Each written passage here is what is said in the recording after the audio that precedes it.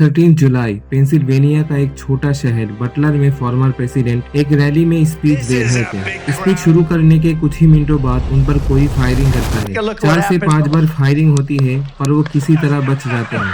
पर कैसे इस हमले को अंजाम दिया गया, इसी को आज के वीडियो में समझेंगे।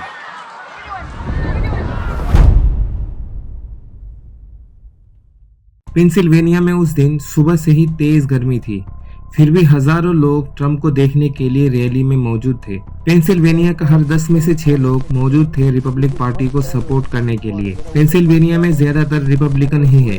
रैली में हजारों संख्या में लोग ट्रंप के आसपास मौजूद थे और सीक्रेट सर्विस के लोग स्टेज के राइट साइड थे। उनके पीछे ही 3 बड़ी बिल्डिंग थी जहाँ से स्नाइपर्स कॉन्स्टेंटली स्कैन कर रहे थे।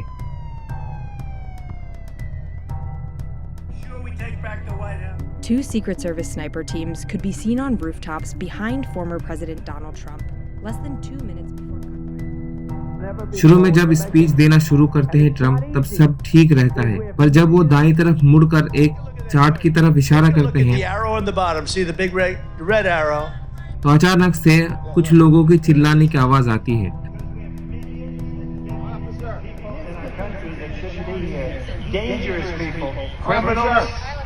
We have criminals, we have drug dealers, we have people that should not be here. Right on the roof. It's much tougher than it happens. You went right on the पर अब तक बहुत देर हो चुकी थी। सडनली गोली firing होती है।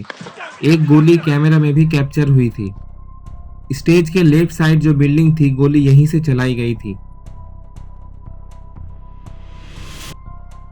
गनमैन एक 20 साल का लड़का था जिसका नाम थॉमस मैथ्यू क्रूक था, जिसके पास सेमी ऑटोमेटिक AR-15 राइफल थी जिसे लीगली उसके पिता ने खरीदी थी। क्रूक पहले 3 गोली चलाता है। गोली चलते ही ट्रंप अपने हाथ ऊपर कर लेते हैं। पहला बुलेट ट्रंप के कान के ऊपरी हिस्से में लगता है। ट्रंप दाईं ओर मुड़ते हैं और नीचे झुककर बैठ जाते हैं। पहले गोली के 3 से 4 सेकंड बाद सीक्रेट सर्विस के लोग फॉर्मर प्रेसिडेंट को घेर लेते हैं और उन्हें सुरक्षा देने के लिए अपने बॉडी से कवर करने लगते हैं। क्रूक दोबारा 5 गोली और फायर करता है। क्रूक के फायरिंग करने के बाद ट्रंप के बाएं तरफ से एक स्नाइपर क्रूक को शूट करता है।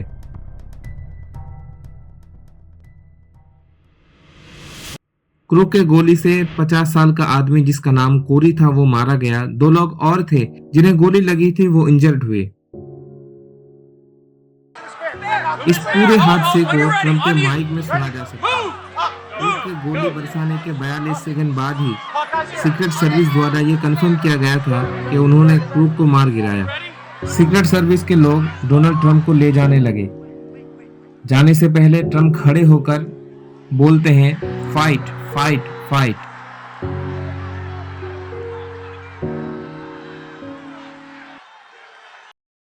कुछ ही मिनटों में ये तस्वीर पूरी दुनिया में वायरल हो गई।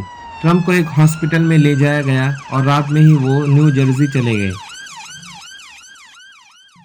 पर बहुत सारे ऐसे सवाल हैं जिनका जवाब अभी तक मिलना बाकी है। जैसे क्रूक का मोटिव क्या था? क्यों पुलिस को इन्फॉर्म करने के बाद भी पुलिस कोई रिस्पॉन्स नहीं करती? सीक्रेट सर्विस के लोग वहां पर मौजूद रहते हुए भी इस हमले को रोक नहीं पाए। ऐसे बहुत सारे सवाल हैं जिनका जवाब अभी भी मिलना बाकी है।